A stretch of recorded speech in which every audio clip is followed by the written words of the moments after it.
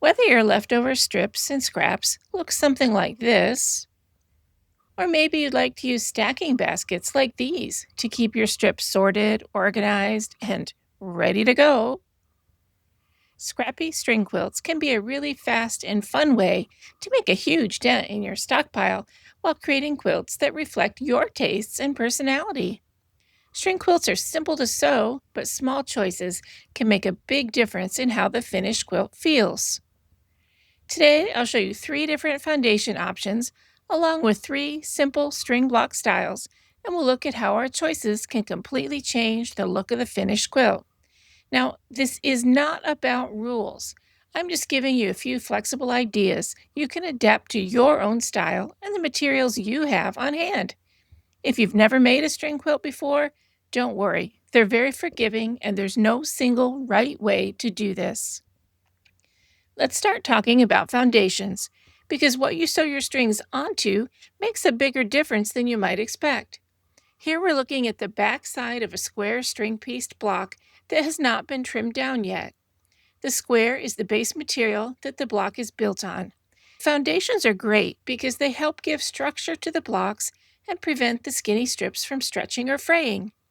What you use as a foundation can affect stability, bulk, and how the block behaves later, especially when you're quilting. Here's our first option, a child's scribble pad from the dollar store. This option is cheap and easy to find, which is why a lot of quilters start here. The trade off is that you do need to remove the paper before assembling the quilt. While this isn't a huge deal, it can be a bit messy and tedious. For the blocks we'll be making today, I'm cutting my foundations 8.5 inches square. I'm saving the offcuts, I'll use them for crumb piecing later. Quick tip here, shorten your stitch length so that the paper will tear more easily. And to make removal even easier, crease the paper along each stitching line with your fingernail before you try to tear it. That can really make a big difference. I'll take just one more piece off here so that you can see it. And here we go. It really helps. Now here's our second option, fabric. I prefer something thin, like lightweight quilting cotton or old 100% cotton sheets. The pro is that this fabric can be left in the finished quilt. The con is that depending on the fabric you're using, the finished blocks can get a little heavy and bulky. And here's my favorite, June Taylor Perfect Piecing Transparent Foundation Sheets, a non-woven interfacing or stabilizer. Although they're so thin they're practically transparent, they're strong and stable enough to make stitching and handling the blocks a breeze. And you can remove them or leave them in the final quilt. Again, I'm trimming the sheets to 8.5 inches square and saving the offcuts. Now let's look at 3 easy string block styles and how small changes create very different visual results. I've pulled out my bag of black and white strips and scraps for this first set of blocks. I've also added some jewel tone highlights. There's no rules about strip width. My leftovers vary from about 1 inch to 2.5 inches wide. And don't be fooled by these nice baskets. I'll have a messy pile in about 5 minutes flat. Since I want to leave these foundations in my finished quilt, I'm planning to trim my blocks larger than the foundations, thereby reducing bulk along the seams. For my first strip, which will go roughly across the middle of the block, I find it easier to judge the length of the strip from the back side, since it's easier to see where the foundation ends. I'm cutting my strip so that it extends at least 1/2 inch past the paper on each end. And there we go. Now I've sewn a strip on each side of the first one. I'm pressing each strip first the same way it was sewn to help set the stitches and keep the foundation nice and flat. Then I'll do the other one. Then I'll press the strips open, pressing away from the center strip with the grain of the fabric. There we go, just going straight across away from the center, and that will help keep the strips nice and straight and prevent them from bending or skewing. And there we go. I like to start in the middle and work outwards so that I can sew 2 strips to each block before stopping to press. I typically batch the blocks so that I work on at least 4 blocks at a time. Before long, I have a bunch of little short bits. No worries, I just sew them together until they're long enough to be useful again.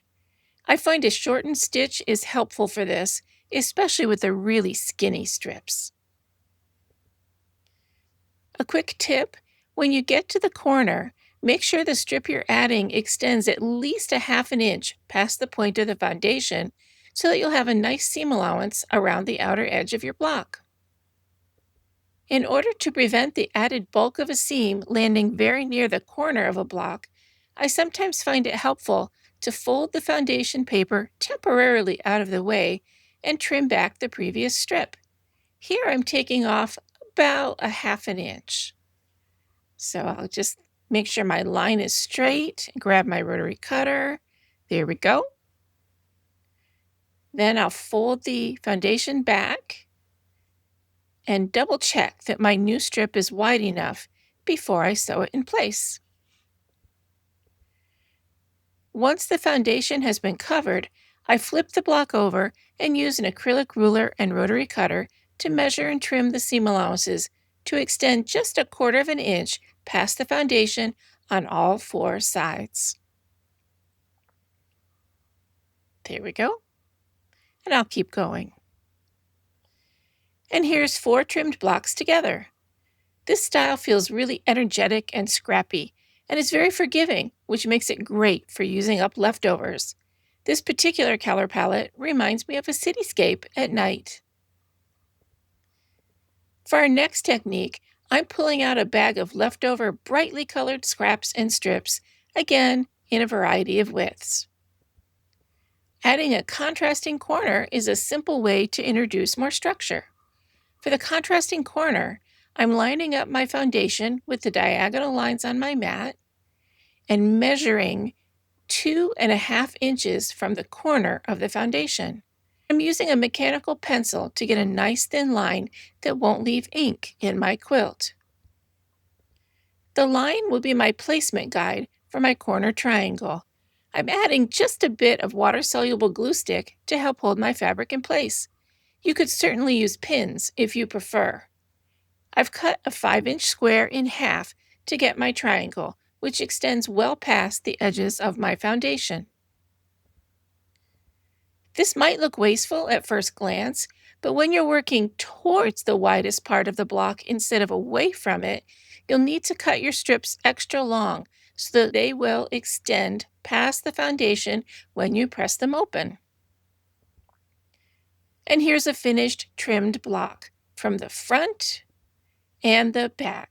You can see the 1/4 inch seam allowance extending past all 4 sides of the foundation. That will help keep bulk in the seams between the blocks to a minimum. And here's 4 blocks together.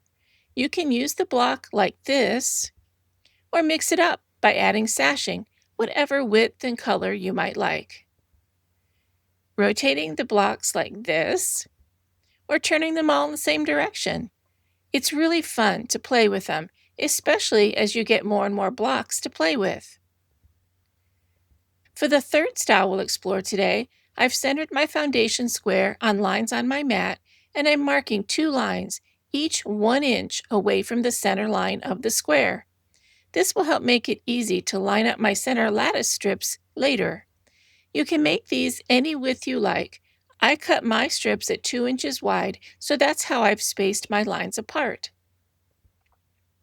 I'm using a bit of water-soluble glue stick to keep my lattice strips centered, but you can use pins if you prefer. Now I have a little bit of a blob there, so I'm just going to smooth that out, spread it out a little bit with my finger, and then here comes my strip. Again, it's easier for me to work from the back. And just be careful when you're pressing the sticky side down. But that way I can make sure that the strip is extending about a half inch on either side of my foundation. There we go. It's all set. The process is the same as for the previous 2 styles, but with the same lattice fabric running down the center of each block. And here's the block with the next 2 strips sewn and pressed. So far, all of my strips for this block have been 2 inches wide, But looking at the amount of foundation that is left to be covered, I decided to make my next round of strips just a bit narrower so that the seams for the final strips wouldn't end up so close to the corner of the foundation. Here are 2 blocks ready to be trimmed. All of the strips are 2 inches wide, except for the next to the last set of strips for each block. I've marked those with a white star. Those are 1 3/4 inches wide.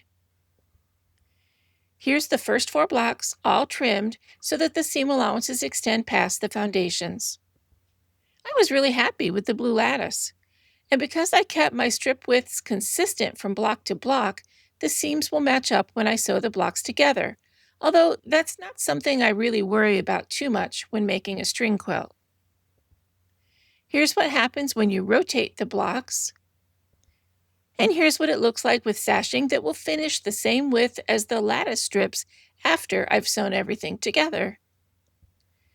And here the blocks have been rotated again. Isn't this fun? As the quilt grows, the overall design will continue to develop. And even though these are still string blocks, limiting variation in strip width and repeating a unifying element, in this one the blue lattice, creates a little calmer, more intentional look. I hope this gives you a few new ideas for working with scraps and maybe a little more confidence to experiment. If you enjoy this kind of design-focused quilting discussion, you can find more tutorials like this on my channel. Thanks so much for spending some creative time with me. And if you'd like to stay connected, I share additional tips and resources in my email newsletter and my online shop. There are links in the description. Happy quilting, everyone!